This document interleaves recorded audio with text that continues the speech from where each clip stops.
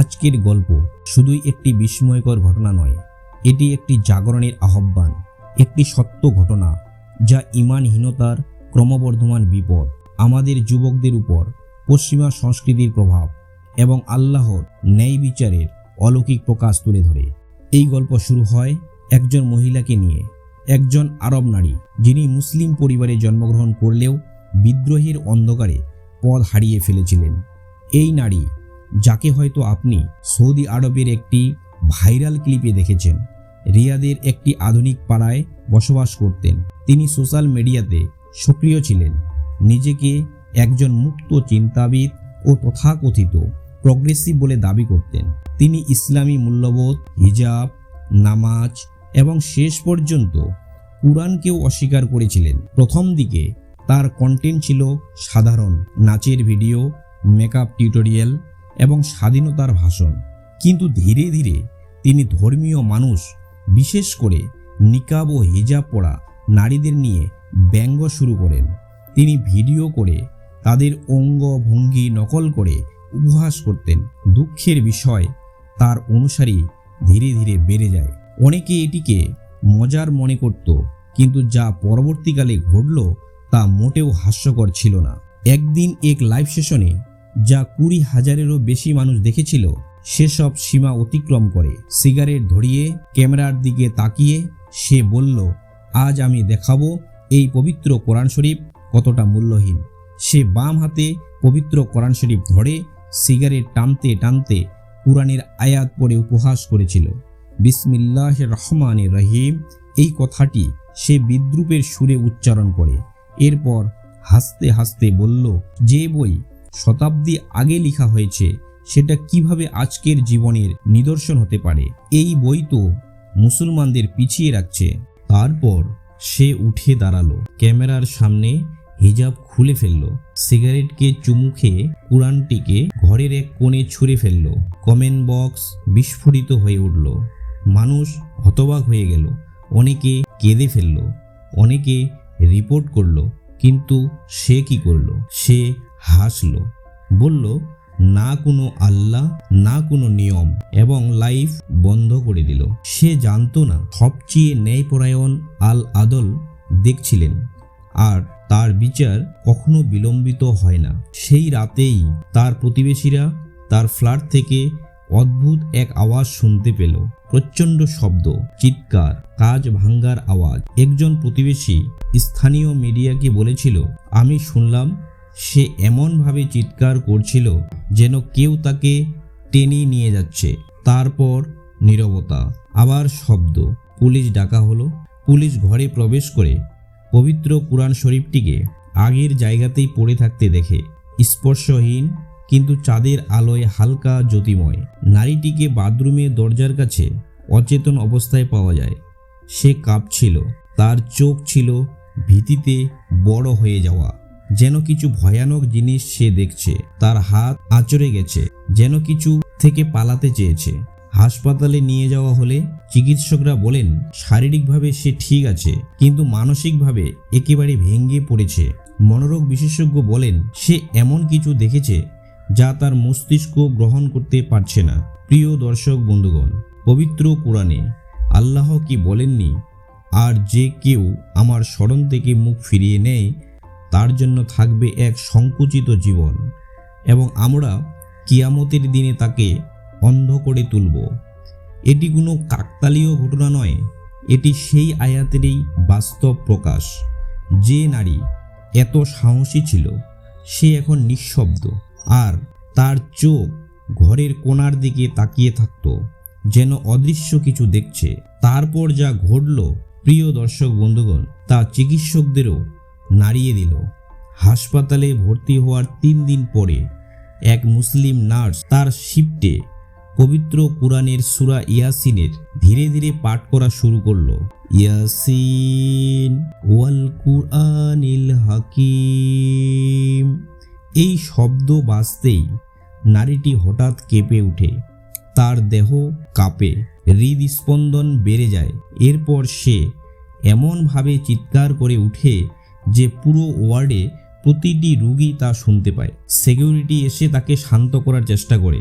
ডাক্তাররা সেডেট করে, কিন্তু সে ঘুমানোর আগে বারবার বলছিল, আমি আগুন দেখেছি, আমি অন্ধকার দেখেছি, আমি শৃঙ্খলা দেখেছি, তারা আমাকে নিয়ে যাচ্ছিল। পরের রাতে সে গভীর ঘুমে তলিয়ে যায়। ডাক্তাররা লক্ষ্য করে তার মস্তিষ্কের কার্যকলাপ অত্যন্ত বেশি, যেন সে অন্য কোনো জগতে প্রবেশ করেছে। সেই স্বপ্নেই সে নিজেকে একটি বিরাট মরুভূমিতে দেখতে পায়। রক্ত লাল আকাশ, চাঁদ বা সূর্য নেই, শুধুই অন্ধকার। পেছন থেকে ভেসে আসে আওয়াজ, আগুন পোড়ার শব্দ, শিকলের ঝনঝনি শব্দ। তারপর একটি কণ্ঠ, হৃদয় বিদারক অথচ রাগান্বিত নয়, বলে উঠল, হে আমার বান্দি, আমার বই তোমার কি ক্ষতি করেছিল? সে জবাব দিতে পারে না, তার মুখ বন্ধ। মাটির নিচ থেকে সেই পবিত্র কুরআন শরীফ বেরিয়ে আসলো, যেটিকে সে ছুঁড়ে ফেলেছিল। এবার তা আলো ছড়াচ্ছিল। সে পালাতে চায় কিন্তু পারে না। পবিত্র কুরআন বাতাসে ভেসে ওঠে, নিজে থেকেই খোলা হয়ে যায় এবং বলতে শুরু করে, তুমি পড়ো। কণ্ঠস্বর আবার বলে। সে চিৎকার করে ওঠে, না, আমি তো শুধু মজা করেছিলাম, লাইক আর ভিউয়ের জন্য করেছিলাম। কণ্ঠস্বর উত্তর দেয়, আমার নবী কি বলেননি, যে কুরআনের সম্মান করে আল্লাহ তাকে দুনিয়া ও আখিরাতে সম্মানিত করেন, আর যে অবমাননা করে আল্লাহ তাকে লাঞ্ছিত করেন?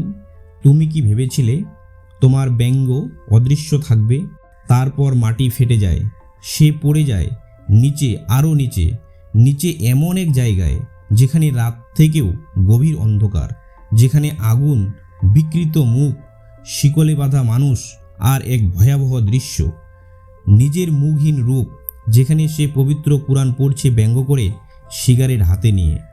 সে হাঁটু গেড়ে পড়ে কাঁদে, ইয়া আল্লাহ, আমাকে মাফ করে দাও, আমি অন্ধ ছিলাম।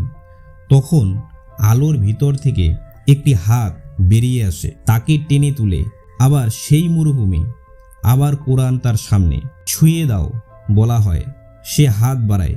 পবিত্র কোরআন স্পর্শ করতেই আলোয় ভরে যায় চারপাশ, শান্তি ফিরে আসে। সে জেগে উঠে কাঁদতে শুরু করে। পরের দিন সে নিজে গোসল চায়, উজু করে 2 রাকাত সালাত আদায় করে, সালাতুত তাওবা। তারপর হাত তুলে একটি দোয়া করে, যা শুনে অমুসলিম ডাক্তারদের চোখ ভিজে যায়।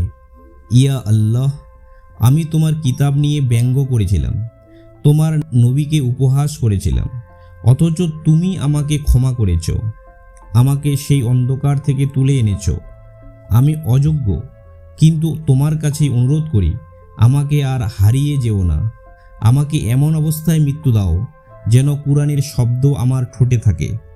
আজ তার নাম আমরা প্রকাশ করতে পারিনি গোপনীয়তার জন্য, কিন্তু সে একজন পরিবর্তিত মানুষ।